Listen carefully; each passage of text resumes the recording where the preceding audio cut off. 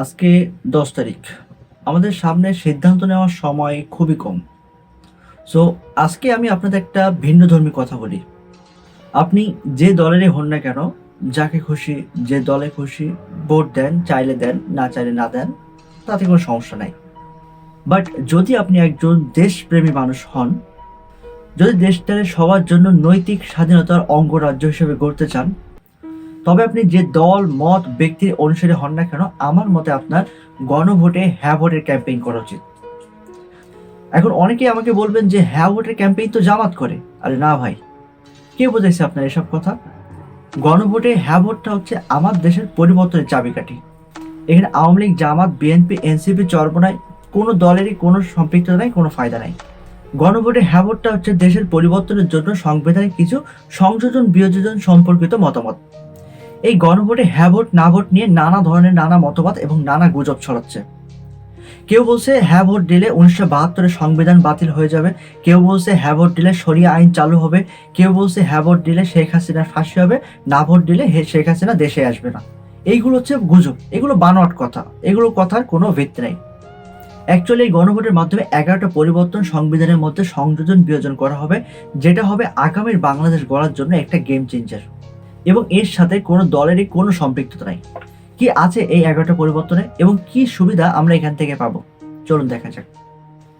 1 নম্বর পরিবর্তনটা হচ্ছে তত্ত্বাবধায়ক সরকার, নির্বাচন কমিশন এবং সরকারি কমিশন পিএসসি গঠনে সরকারি দল এবং বিরোধী দল একত্রে কাজ করবে। 2 নম্বর পরিবর্তনটা হচ্ছে বিরোধী দল থেকে ডেপুটি স্পিকার ও গুরুত্বপূর্ণ সংসদীয় কমিটির সভাপতি নির্বাচিত হবে। আচ্ছা, এই দুইটা পরিবর্তনে আমরা কি সুবিধা পাবো? আপনাদের একটা এক্সাম্পল দিই। আপনি চাইলে এখন আমার এই ভিডিও অথবা অন্য কোনো ভিডিও বাদ দিয়ে আপনি কিন্তু চাইলে কোনো খারাপ জিনিসও কিন্তু এখন মোবাইলে দেখতে পারেন। তবে আপনি সেটা দেখছেন না কেন? ভয়। কিসের ভয়? হয়তো আপনার চারপাশে অনেক লোকজন আছে, তাদের সামনে আপনার মান সম্মানের ভয়, আর না হোক আল্লাহর ভয় আপনি কিন্তু সেটা দেখছেন না। জাস্ট লাইক যদি বিরোধী দলের অবস্থান যদি শক্ত হয়, তাহলে সরকারি দলগুলো কিন্তু বিরোধী দলের কাছে জবাবদিহিতার ভয়ে দুর্নীতি কিন্তু কম করবে। 3 নম্বর পরিবর্তন হচ্ছে সরকারি দল ইচ্ছামতো সংবিধানে সংশোধন করতে পারবে না। 4 নম্বর পরিবর্তন হচ্ছে সংবিধানে গুরুত্বপূর্ণ পরিবর্তনের ক্ষেত্রে গণভোটের বিধান চালু হবে। আচ্ছা, এই দুইটাতে আমরা কি সুবিধা পাবো? এখানে সংবিধান নীতি এমন একটা পর্যায়ে পৌঁছাবে যেখানে বাংলাদেশে যতদিন পর্যন্ত বিবেকবান মানুষ থাকবে ততদিন পর্যন্ত কিন্তু কোনো স্বৈরশাসক তৈরি হবে না। যদিও বাংলার রাজনীতিতে যেই আসুক, সে কিন্তু স্বৈরাচারতন্ত্র আগে তৈরি করে ক্ষমতা না ছাড়ার জন্য, কিন্তু এই ক্ষেত্রে কোনো প্রধানমন্ত্রী কিন্তু সেটা তৈরি করতে পারবে না এবং সরকার তার মন গড়া কোনো আইন সংবিধানের ভিতরে যুক্ত করতে পারবে না এবং মন গড়া কোনো আইন জনগণের অনুমতি ব্যতীত সেটা কিন্তু সংযোজন বিয়োজন করতে সক্ষম হবে না এবং এক্ষেত্রে তার গণভোটের প্রয়োজন হবে, যেমনটা এবার প্রয়োজন হচ্ছে। 5 নম্বর পরিবর্তন, যতই মেয়াদ হোক কেউ সর্বোচ্চ 10 বছরের বেশি প্রধানমন্ত্রী থাকতে পারবে না। এইটা আমার পার্সোনাল ফেভারিট, কেননা যখন কোনো ব্যক্তি 10 বছরের বেশি প্রধানমন্ত্রী থাকতে পারবে না, সেই ক্ষেত্রে কিন্তু ওই দেশে স্বৈরতন্ত্র সৃষ্টি হওয়ার সম্ভাবনা 50% পর্যন্ত কমে যায়।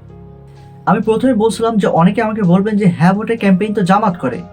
তো আপনি একটা জিনিস চিন্তা করুন, যদিও জামাত ক্ষমতায় আসে, যদি জামাত ক্ষমতায় আসেও, তো ডক্টর শফিকুর রহমান উনি নিজেই তো 10 বছরের বেশি ক্ষমতায় থাকতে পারবেন না।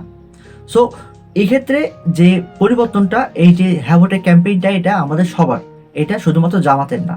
6 নম্বর পরিবর্তনটা হবে সংসদের নারী প্রতিনিধি পর্যায়ক্রমে বাড়বে। এই ক্ষেত্রে বাংলাদেশের নারীদের জন্য নতুন এক দ্বার উন্মোচন হবে এবং তাদের কর্মক্ষেত্রগুলোতে তাদেরকে কিন্তু নিরাপদে রাখা হবে। 7 নম্বর পরিবর্তনটা হচ্ছে ক্ষমতার ভারসাম্যের জন্য পার্লামেন্টে একটি উচ্চ কক্ষ এবং একটি নিম্ন কক্ষ গঠন করা হবে। আচ্ছা, এইটা আবার কি জিনিস?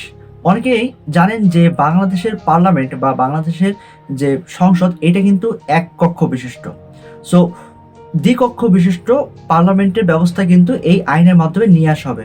আপনারা জানেন যে ভারত এবং আপনার আমেরিকা, এই বড় বড় দেশগুলোতে সেখানে কিন্তু দ্বিকক্ষ বিশিষ্ট পার্লামেন্টের ব্যবস্থা আছে।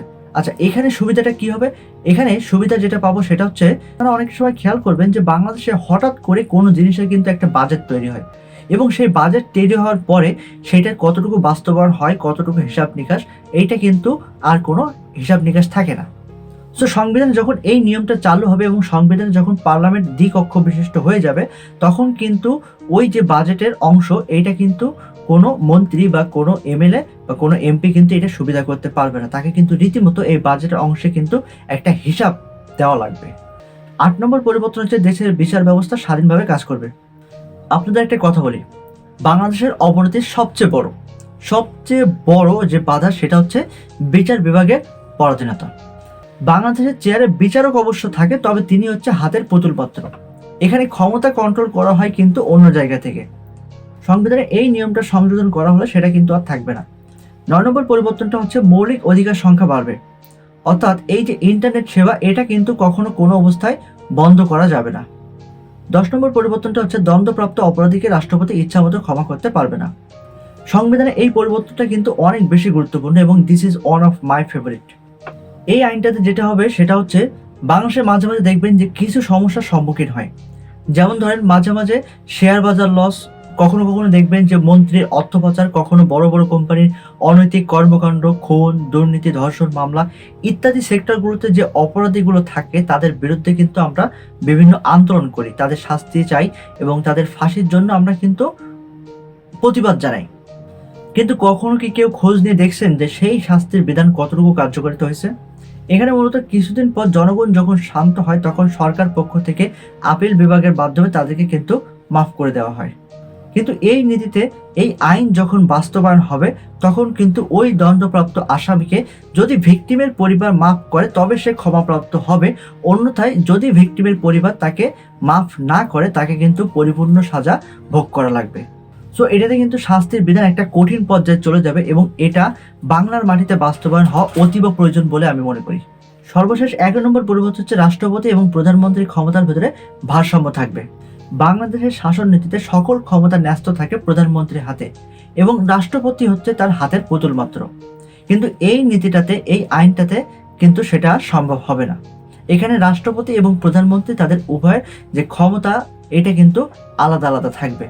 সো অ্যাট লাস্ট আমি আপনাদের এটা বলতে চাই, যদি আপনি একজন দেশপ্রেমী মানুষ হন, যদি আপনি দেশের পরিবর্তন চান, তাই আপনি যে দলেরই হন না কেন, যদি আপনি একটা সুস্থ সমাজ দেখতে চান তাহলে আমরা গণভোটে অবশ্যই হ্যাঁ ভোটটা দিব। আর হ্যাঁ ভোটের মাধ্যমে কিন্তু 1972 সংবিধান বাতিল হচ্ছে না, বরং সেটাকে সংযোজন করা হচ্ছে, অর্থাৎ আপডেট করা হচ্ছে। এবং আপনারা অনেকেই জানেন যে 1972 সালের পর থেকে এ পর্যন্ত কিন্তু 17 বারের মতো সংবিধান কিন্তু সংযোজন করা হয়েছে, অর্থাৎ সেটাকে কিন্তু পরিবর্তন করা হয়েছে। সো আপনাদের সাথে দেখা হবে আগামীর ভবিষ্যৎ বাংলায়। ততক্ষণ জন্য take care and good bye.